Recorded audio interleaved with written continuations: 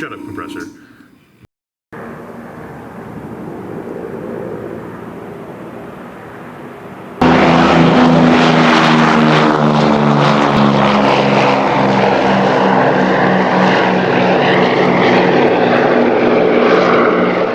Matt here with Duke's Models, and welcome to part 3 of the Trumpeter P-38L Lightning build, which has honestly become more of a P-38L cockpit build to give Red Fox Studios instrument panel and various consoles a bit of a workout and see how they look on a done-up cockpit. Because as I've played with the cockpit, the decision to put this thing aside for a later time and pull out the Tamiya Lightning has really solidified.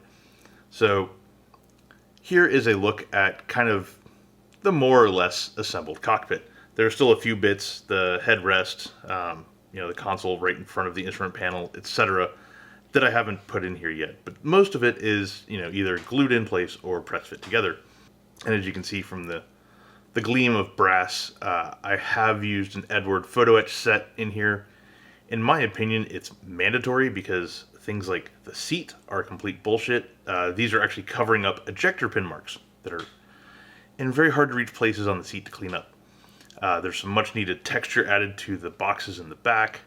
There are a few little details kind of around here on the side and whatnot. But yeah, for the most part, to me, this thing looks like 2000 era Trumpeter. It's got some good ideas, but it's let down by soft detail and miles and miles of open space, like over here. So this is one where I think pretty much no matter what happens, these things are better than the kit they're for. I don't think the cockpit necessarily rises to the level to do these things justice. So that is on me, because when they gave me a choice to pick a kit to, put these things through their paces, this is the one I chose. And I probably could have chosen better. So anyway, let's go ahead and pull this out of the fuselage. Now, exactly the same as the frustration with the engineering of the main gear bays. The nose gear bay, if you are building this thing, has the fun issue where you have to trap the gear strut in the gear bay as you build it. If I show that right now, all kinds of stuff will fall out. So let's just do this. Excuse me, stuff. Okay. So this is the top of the gear bay. There's the characteristic P-38 bulbs that are where the nose wheel sits. So we flip it over, and not only is it pretty plain with pretty mediocre wire representation, but you can see up at the front here where I've had to go ahead and fix the nose strut, which I cut it in half and I drilled a hole so that it can be mounted later at some point if I decide to. And this big ass fork thing that hits the main gear strut lower down to kind of brace it and support it. And I have that angled forward. I could put it back and just kind of stuff it in the gear bay, but doing this and taping it lets me set this thing down and get at least an attempt at stability, especially if I prop it up on like tweezers or something. So yeah, basically at this point it's time to get this thing moving into primer, moving into paint, and moving into detailing and weathering so that we can go ahead and see how these Red Fox appliques do. Okay, so now that things are primed up, I'm going to go ahead and paint all of the larger black areas with MRP Night Camo Black. It's a good, not quite black that works really well for representing black when you don't want to paint just straight black. Catch all that?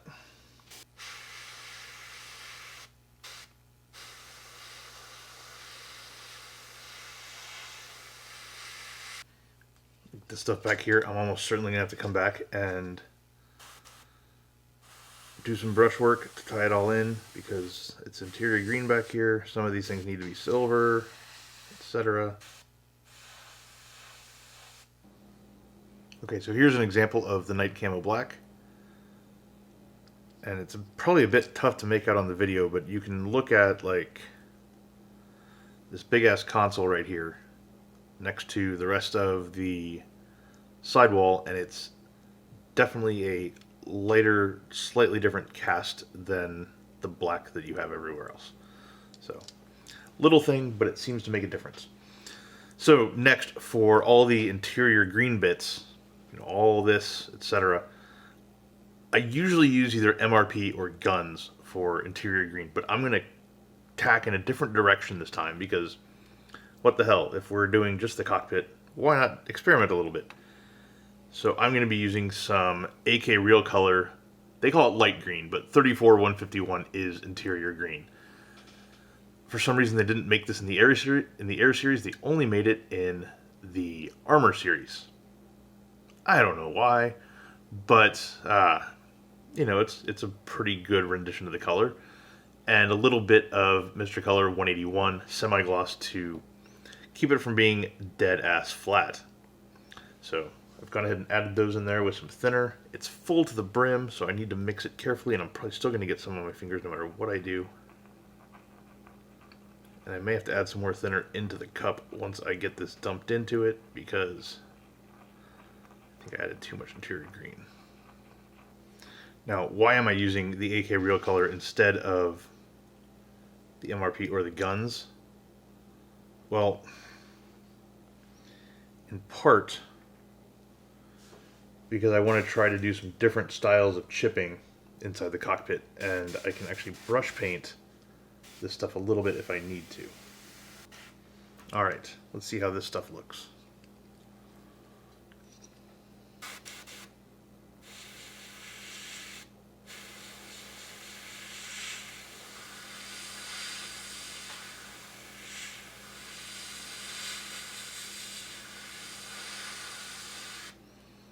And yeah, that has the interior green look to it.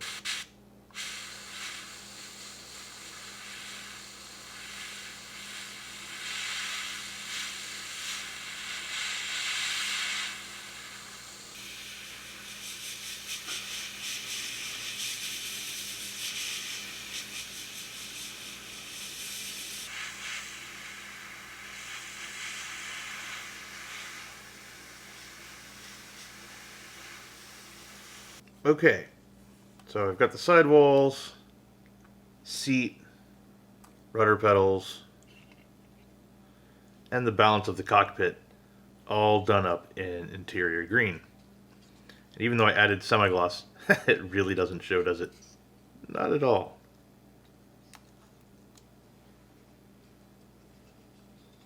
So, at this point,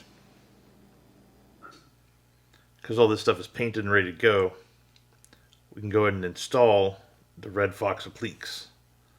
I'm looking forward to seeing how this operates. So, from what I know of similar things like the Quinta ones, you have to put these in water and they kind of act like decals without adhesive, but I don't know. Anyway, these things are just kind of peel off, but they don't adhere on their own from my understanding. So thankfully they give you some instructions that are handy. So basically we've got the kit parts here. Blue part is not flat, sand it smooth. And then they show you exactly where everything goes. Note that they say it can be glued with PVA or CA. Upgrade parts can be washed with enamel or acrylic paint. You can apply all kinds of different varnishes, etc., etc. So I think I'm going to go ahead and use the Ultra Glue as my adhesive of choice. I've become more and more a fan of this thing the more I use it. So here we go.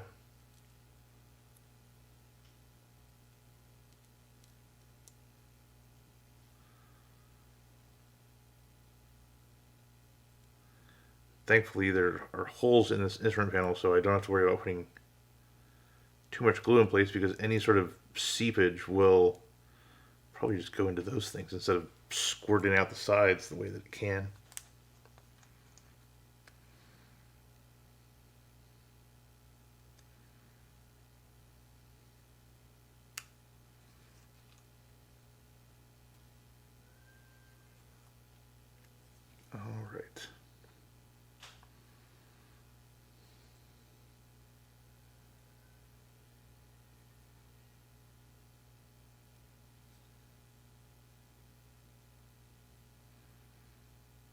just goes in here like this.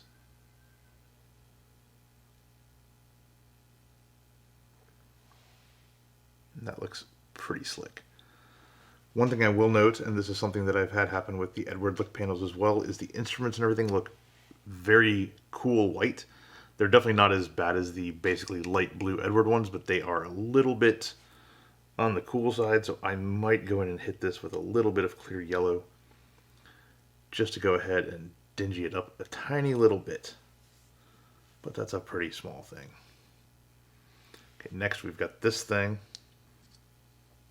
The one frustrating aspect of this are these little white areas. I'm going to go ahead and trim that off with PE shears, maybe.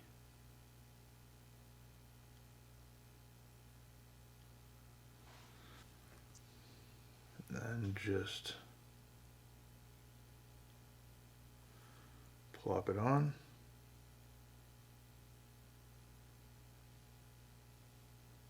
And I mean, it fits. That's half the battle right there.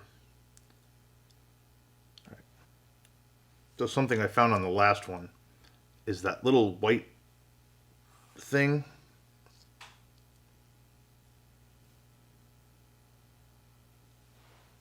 It comes off quite easily if you just scrape it with a blade. Just goes right away.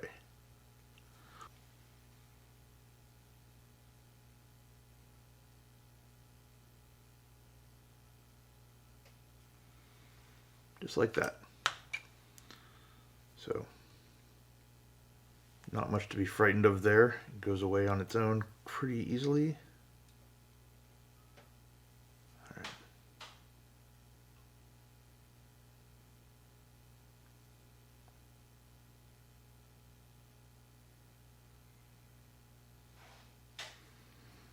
I should probably wise up and start putting the adhesive on the back of these things instead of on the part.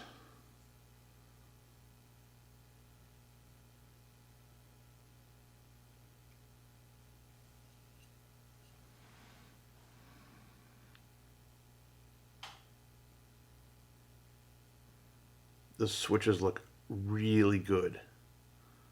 I've noticed on some of the Quinta stuff they can look puffy, but those, I mean, look at that. That's awesome. And if you look on the back here, it looks like this might be, whatever the backing is, might be slightly off register, and that's what that white is hanging off the bottom.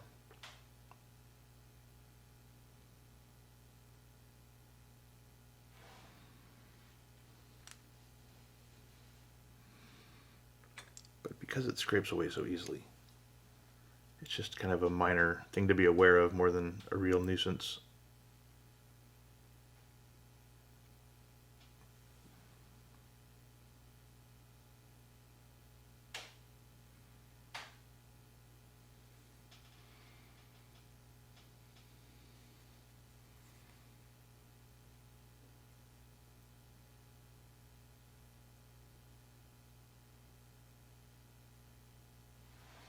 And there we have it.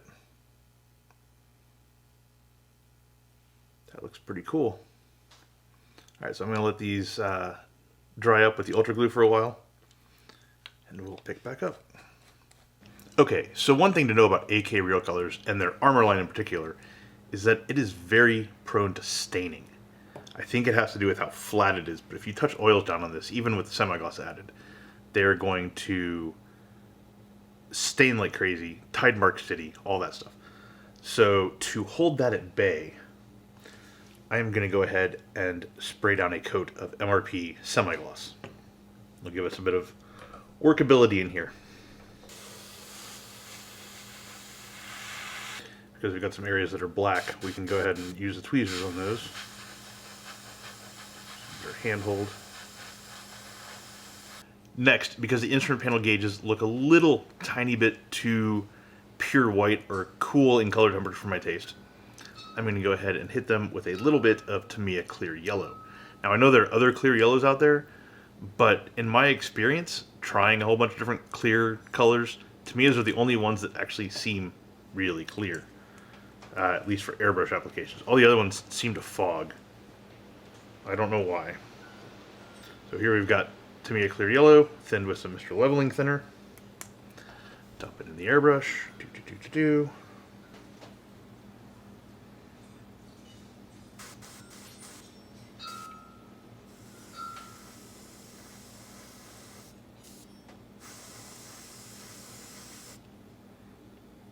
This is nice and thin, so it's going to build up slowly. So I'm trying to let it evaporate off before I hit it again.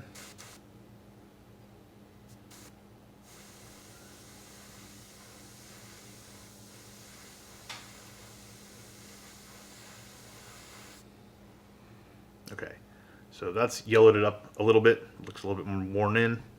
Exactly where we want to be. So I don't know about y'all, but when I decide to set a kit aside, I mentally check out hard and fast, and it makes it extremely difficult to even put together and weather up something as simple as a cockpit. And in the case of this Trumpeter Lightning, a very simple cockpit. The detail on this would look average in 1/48th. In 1/32nd, I think it's inexcusable. And the fact that there is not like a resin replacement or anything like that, just again, it's like another blow to the head of my enthusiasm. I mean, look at that. That's that. So anyway, basically got through a quick and dirty wash and kind of spreading around of some Guns Mr. Weathering color enamels, a few oils, and that's pretty much it, and I'm calling it a day. Now I am going to go ahead and throw down a bit of MRP Super Clear Matte Varnish, MRP 127, just to dead flat everything and basically pave the way to finish up this cockpit.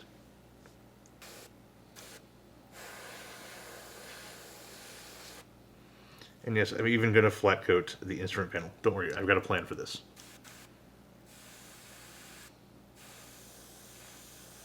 Okay, so now that everything is flat, I'm going to go ahead and clean out the airbrush, and we will do the final step.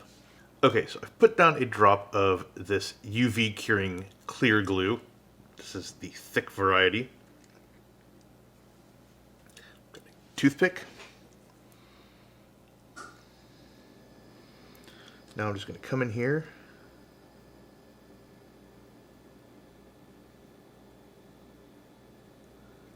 and get all these gauges. I was originally going to mask all these off with some liquid frisket and then unmask them, but that seemed even more tedious than this. And this also has a cool way of kind of magnifying the gauges. Not unlike on the Tamiya Corsair and their other 132nd aircraft with the kind of lensing of the clear parts.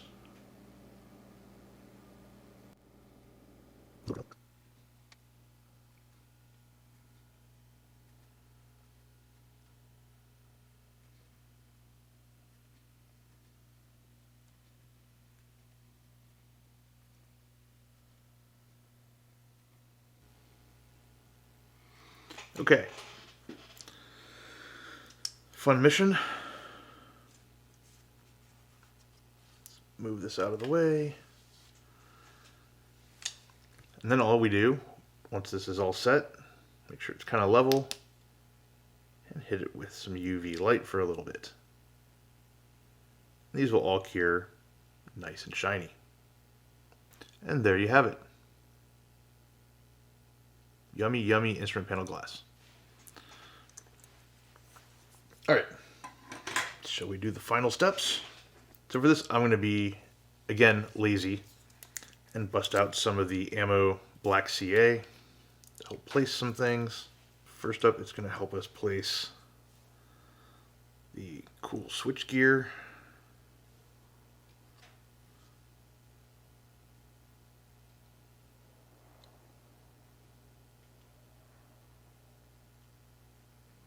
behind it, we got the instrument panel.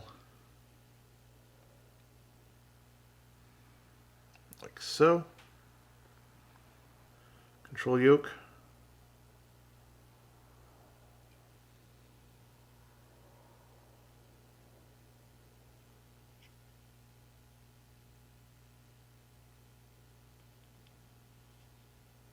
And for the seat, I'm going to revert to some Ultra Glue.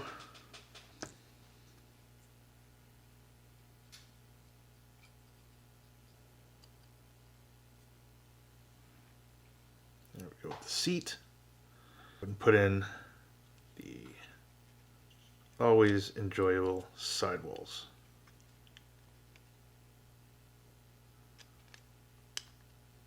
These will get the extra thin treatment.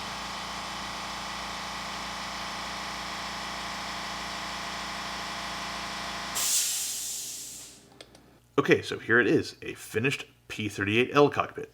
Now I've got to admit, it does look somewhat better when it's completed than when it's in pieces. It looks a lot busier for sure. At the same time, I just hate it. Why? Well, let's explore the ways.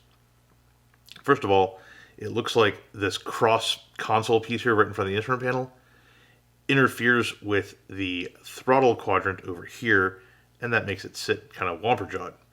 Not cool. Also,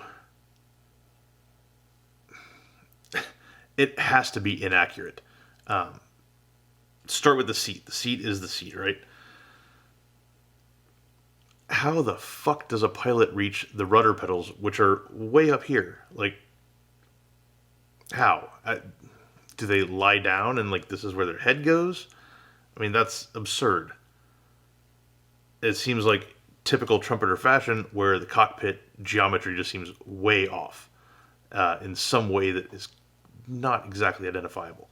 But yeah, that is the cockpit. And the entire point of building this cockpit, the Red Fox Studio instrument panel and console right there, I think they look great in here. They are definitely the highlights of it for me. And I would not hesitate to use one of these instrument panels on another build in the future for sure. And I saw they've just released, I think it's sets for the 1/32nd scale Tamiya F-15s, and they look gorgeous. And obviously there are a lot more appliques in an F-15 than there are just this little shit up here with the P-38.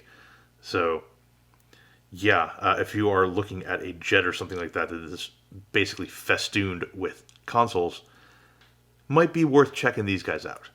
So if you want to buy some of these things, I believe Red Fox has a website. It is rfstudio.hu. They're out of Hungary. And that's where you can source these things, and I'm sure that some retailers and stuff like that are carrying them as well, but I just know the website. So anyway, I want to thank Attila and the gang over there for giving me a chance to try these things out. Even if I chose poorly with my kit to test them out on, I'm still definitely impressed with what they've put together. I mean, the resolution of the printing is fantastic. The depth is great. I absolutely love the switch gear. I mean, it's as good as anything I could put together, you know, with 3D printed parts and things like that. Like it stands out for sure. So the only thing I might have liked to see would be the stuff here carried back more into the cockpit and maybe even back here to the radio, you know, the radio compartment, just because the trumpeter kit is so lacking. But for what's given, it's fantastic. It's awesome. Definitely very pleasantly surprised. I was not expecting these to be this good. And I think with that clear yellow to kind of dingy them up a bit, the flat, and then the UV in the gauges to give the gauges some reflectivity. Yeah, totally digging those. All right, time to go ahead and toss this back in the box with the rest of the SAD Trumpeter P-38 and pull out the Tamiya kit. Thanks for watching this. I know that it's kind of disappointing that it didn't go to a full review, but at the same time, there are just too many things that I want to work on, and it's really tough to buckle down and work on a kit that is lacking in a number of ways when there are so many other ones just sitting there saying, build me, build me, build me. So thanks for watching this. Hope it proved useful. Hope it gave you a good look at what these Red Fox appliques are like in person, well, in video. And stay tuned for a lot more stuff coming very soon. Thanks for watching. Later.